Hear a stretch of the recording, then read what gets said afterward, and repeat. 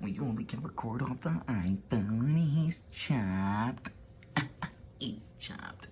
But nah, just wanted to record this too. I'm gonna make the video short. I'm gonna do all at once. Other stuff.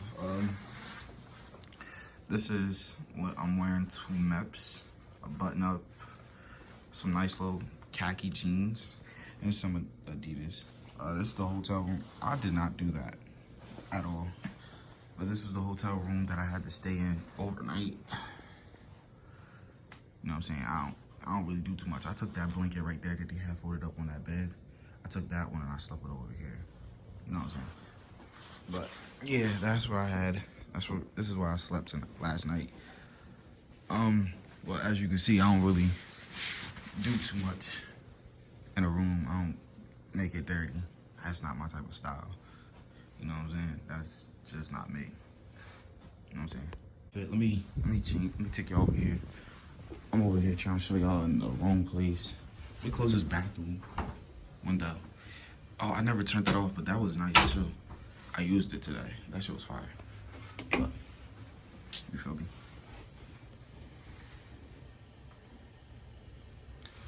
You know what I'm saying?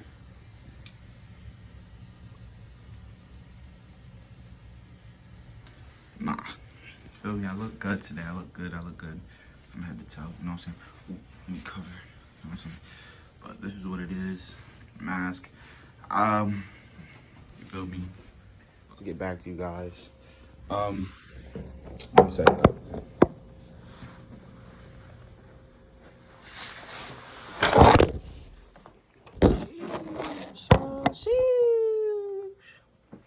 But to get back to you guys and let you guys know the process of what I've done so far. I've signed papers, like medical forms at my sergeant's office. We went over information that we had to go over and we talked about it. So today is April 15th. I got here yesterday at April 14th at, what's the name, at 2:57. So while you're here, I don't really want to show too much, you know what I'm saying, my information. You know what I'm saying? Well, it's not really too much. But you sign out a COVID form. I'm in the delayed entry program because I'm still in high school. I'm my last year of high school. It's my senior year. So today, yesterday, I filled out a COVID form, just saying, you know, I've done 2 weeks of, you know, quarantine before I came here. And then on top of that, when you wake up in the morning, I woke up 2 o'clock in the morning. Now, please do not make the same mistake because you're supposed to wake up 4 o'clock in the morning. I woke up mad early, you know, just be mad prepared. Let them really know, you know, I'm really trying to get into this. But I woke up mad early and you get one of these. You get another form. You do another form, sign that, and then around like 4:15, he said, the dude in the office said, he said that you're supposed to, oh, hold on. I'm so sorry, that is the alarm, I believe so. The alarm to wake you up, so you get up and do what you're supposed to do. But I'm already up, I was already up at 2 o'clock, so I'm up. Took my shower and all. But the whole process of getting here, I went to my sergeant's office, we went over some papers, signed some stuff, all disclaimed in here. I can't show you the front of this because it has my information, and so does it have a part of my sergeant's information, I believe. But I did that.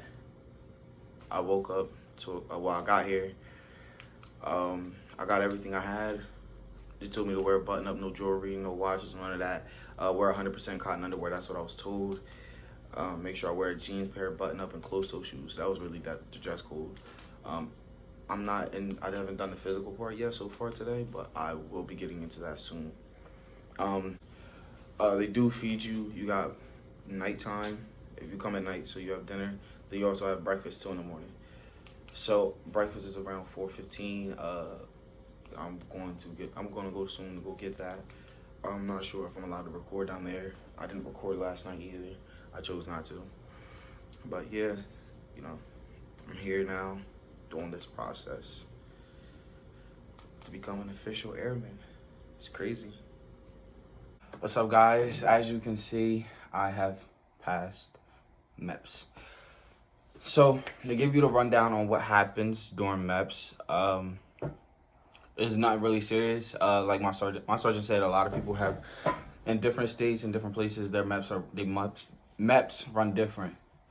So my MEPS is in New Jersey, Fort Dix. So you want to see in the first part. I don't have to explain that. So we get on the bus and we drive down to MEPS. Once we get there, we're told to power down our phones. So I power down my phone, turn it off, take our bags off, put it inside the thing. It goes to the machine. Checks that, and we put it inside of the storage room. Not the storage room. We put it inside this like cubby room. We come in. We go to the front desk. We receive our files. We tell our names. We receive our files of our medical history and stuff. And so we were told to go upstairs. And once we're told to go upstairs, we go to the second floor. Only the second floor. So we get to the second floor, and they tell us, all right, since you get to the second floor, you give your thing to the lady in the front. She checks it, and then you go. She staples something to the front. So you do a BP test, a hearing test, and a visual test.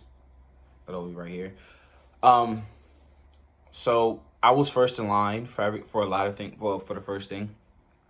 So I took the first station. Now, I felt the first station twice. First station is BP. That's your blood pressure. So I felt that twice because I was very nervous. Please do not walk into MEPS being very nervous. Have a clear mind, a clear head, and be perfectly fine. And you'll be straight. You should be able to pass that with no problem.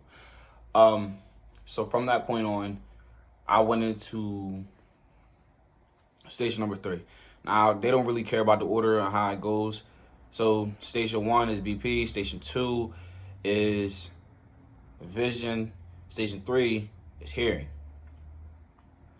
I went from station 1 to station 3. Yeah, I went to hearing. So I went to hearing. I passed hearing with flying colors. I went to visual. Hearing is just clicking a button saying that. It's basically like the regular thing at the doctor's, but the room is like, you can hear everybody else with the headphones on, but you can also hear your heartbeat. You can hear like, it's basically like it's really a soundproof room.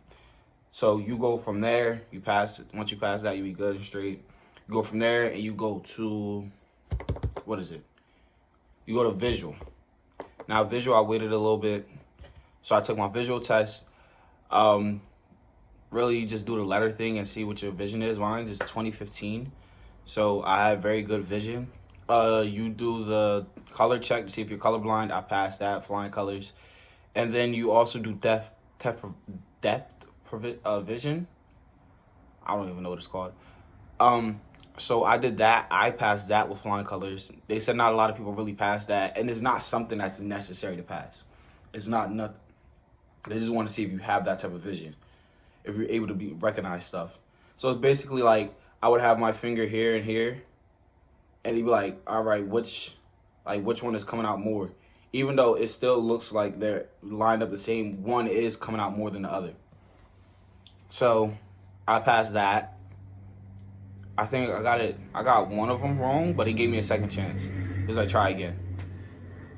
Apparently other people got the same opportunity too. A lot of people everybody gets that same opportunity. They ask you to try it again. If you don't, then you're perfectly fine and you move on. Now, from there on out, you go to briefing room. The briefing room just basically states everything that you talked about with your sergeant. You check your files and you check and see if everything's straight. Basically, my sergeant told me it's all the same information I put inside of there. We went over that before I left and went up to the MEPS. So we went over my information, checked everything, and it said this would be all the same information that you had inside of the office with your sergeant. My sergeant said this thing, I put it as the NNI, no new information. Do not change your information, because once you do that, then they got to go through all that, and then they got to, it's too much. Or for them, I didn't really see them call anybody or check, like just say, but it was basically like some people just had minor stuff that they never changed. Your medical stuff, do not change that at all. Please make sure everything you said with your sergeant, make sure that's all like that. Don't change it. Don't change none of that. Now, if it's like, oh, there's an oopsie daisy on your like your birthday or some shit, or some social security number, and you know, system probably malfunction, put the wrong number, then yes, do that. But medical stuff, really don't do that because that's going to take a long time to get that fixed, or they might just send you home. But you do the briefing. After that, you do the breathalyzer test. Now, the breathalyzer test, it's basically you put a thing, you just get a plastic tube, they hand it out, put it on a stick, and you breathe into it. Now, for some people, they didn't get to finish the stations because they wanted to hurry up and get briefing done. So when you got done one thing, once you got done the breathalyzer and stuff, you went back to your station to go finish that, the stations that you didn't do. Or some people just went straight to pissing in the cup because that's what's supposed to happen after. So you take your files, go there, get to the front, they check that, you get online, and you go, and they'll be like, all right, you either go to the doctor, go get checked out, or you go piss in the cup. Me, I got there late, so I was like, you know, I'm just staying in the piss in the line cup, which I'm happy that I chose that one first. But at the same time, I do kind of wish I chose the doctor one. But it really doesn't matter because Dr. one did take very long. So did the piss in the cup. They both was long, but I say Dr. one took very longer. So we pissed in the cup. You give it to the lady, da-da-da. She checks it. I was negative. I was negative for any drugs, you know what I'm saying? I'm straight. I don't do drugs, as y'all can tell. That's not me. So you do that. You go from there. You can go, I went to get blood work done. Now, blood work is another one that you could do first out of those three. So it's three of them, actually. I'm sorry. So I went to blood work.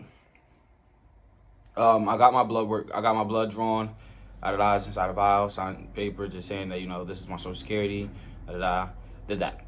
So from there on out, I went to the doctor.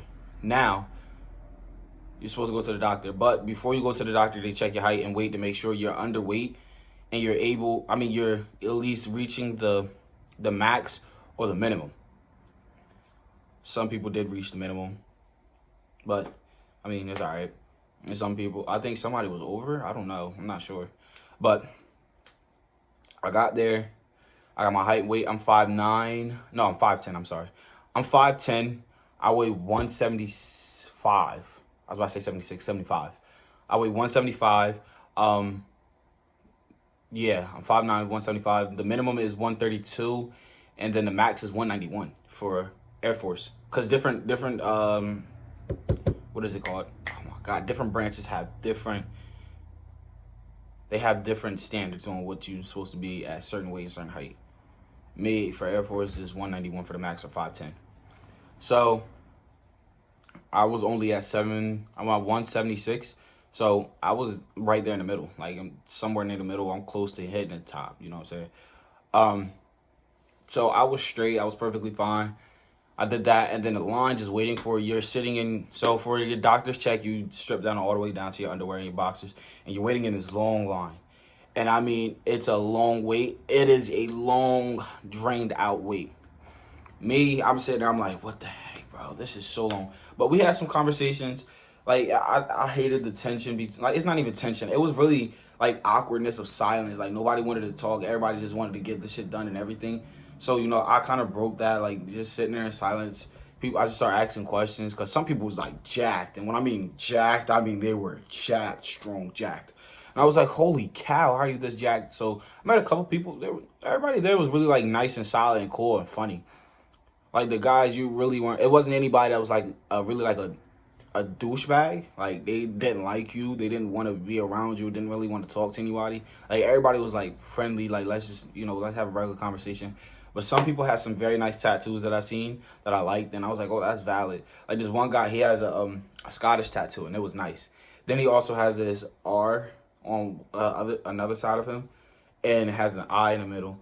But he never really explained exactly what it is. He just said Scottish, meaning he had an R right here. And another person had a skull devil on his shoulder, which was nice too. I'm not gonna lie. But that's not even a matter of it. Oh, this is the other one I did really want to tell y'all. Another guy had a Rick and Morty one, but one half Rick and one half Morty on his knee. It was nice. But you go to the doctors.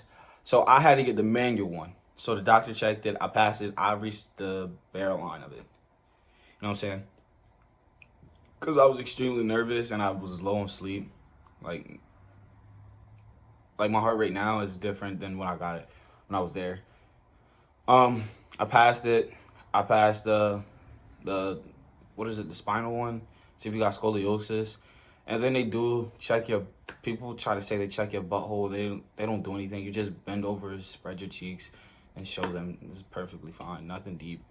From there on out, you go to, where do you go to? You do that, and then, he signs your papers, and you go back, and then you got to do this mobility test to be able to make sure that you're able to do all these mobilities, and, there's no problem with you, just see that you can do it. You go from there, he hands you back out your papers, he hands you back your files, because you put the files on his desk before you leave. He hands you it, say you're cleared, go to the front desk, give your front desk your folder, then they tell you, all right, here go your stuff, report to your liaison. Now, your liaison is basically the office and the people who work there. They're sergeants too. But you report to your liaison, so you go to your sections of, you go to your people's office. Your branch office. You go to your branch office. So now you're at your branch office. They do whatever. Me, I signed the little contract stating that, I am an official U.S. Air Force man, and that I want to do 4 years so far. But I am changing that contract again. That contract just states that, I am swearing in that day. So I did my 4-year, did that, sign that. Then you go and you say, you're ready to swear in.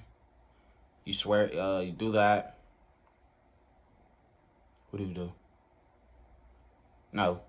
You tell them, then they send you to the front office. It's something in the middle of the process. Hold on. So they send you upstairs now. You go upstairs, you get your fingerprints done. Let's just do a little background check and stuff. You do your fingerprint, you check in. All right, they do that. And they tell you to go back down. You tell them that you did your fingerprint and stuff. They checked everything. Here's the da-da-da. So you do that. Then they tell you to go to swear in. You go back. They tell you to go back to your liaison. You go back to your liaison. You go down to swear in. You tell your liaison. Your liaison make you sign a couple papers. You sign those, and then they tell you go to They tell you to go to the front. Go back to the main desk. Tell them that you're ready to swear in. They tell you to go sit in this waiting room. You wait in that waiting room. Then they take you upstairs, and you go to the second floor, I believe. Second or third floor, I don't know. Second floor. Just take a right instead of going left, like we did the first time. So now you go from there, and from there on out, you sit there. You go to another waiting room. Now this waiting room is just basically explaining, when you swear in, you're making an oath, and an oath to protect the United States. This is what you're choosing to do. So you watch that video, then you go in, you say the oath. You can take pictures with your sergeant or not, if you want to. I didn't take a picture with my sergeant. Didn't really take pictures. It really didn't matter. I know all I was happy about the fact is that official U.S. Air Force member. I'm a trainee right now because I'm in a depth. So did that, and I sat first. Sergeant always said be first. So I sat near the front and to closest to the desk. From there on point out, you just say that, you signed, you said that you swore, you take your papers, you get 8 papers. You go back down to your liaison, they tell you that you swore in. Oh, you get a paper. I'm not sure if I'm able to show it. I will ask my sergeant later on, so I'll probably put it in the video. You get this paper saying that you sworn in, saying it's official, that you sworn in. This is the one that you can have. That, and then you take your papers, go back down to the liaison. They congratulate you on becoming an official U.S. Airman, and actually and saying that that you finally did this process. So they shake your hand, I had to wait. Then you're supposed to wait for your ride, but my sergeant was there because he had somebody else that was taking the test. So from there on out, he was waiting for that person. I talked to a couple people again, and then we went back to his office, and I signed a couple other papers stating what jobs that I wanted, that I was able to qualify for with my ASVAB. I can't say I remember off the top of my head what those were, but that happened. So that's really it. But it was a very nice, MEPS is, you get nervous because, you feel like you don't want to pass anything because you really want to get in there. But reality of it is, if you stay calm and cool, everything should go as planned, as you really wanted to go. You know what I'm saying? But it's been your boy Ace, and I'm out. Peace.